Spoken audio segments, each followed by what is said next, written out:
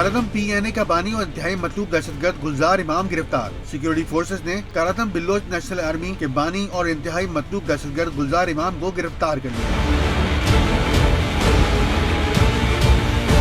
ISPR کے مطابق security forces نے انٹیلیجنس آپریشن میں گلزار امام اور شمع کو گرفتار کیا۔ گلزار امام عسکریت پسند کالعدم تنظیم بلوچ نیشنل آرمی کا بانی اور رہنما ہے۔ ISPR کے مطابق BNA بلوچ ریپبلکن آرمی اور یونائٹڈ بلوچ آرمی کے انضمام سے وجود میں آئی۔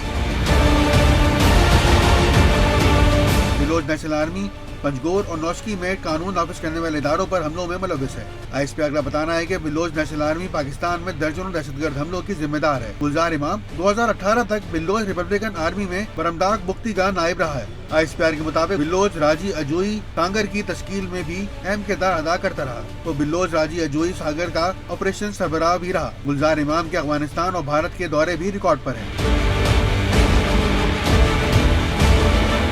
ISPR کا کہنا ہے کہ گلزار امام کو مکمل منصوبہ بندی کے ساتھ ایک کامیاب آپریشن کے بعد گرفتار کیا گیا۔ اس کی گرفتاری BNA اور دیگر عسکریت پسند گروپوں کے لیے بڑا دھچکا ہے۔ اس کے دشمن انٹیلیجنس ایجنسیوں کے ساتھ روابط کی چھان بین کی جا رہی ہے۔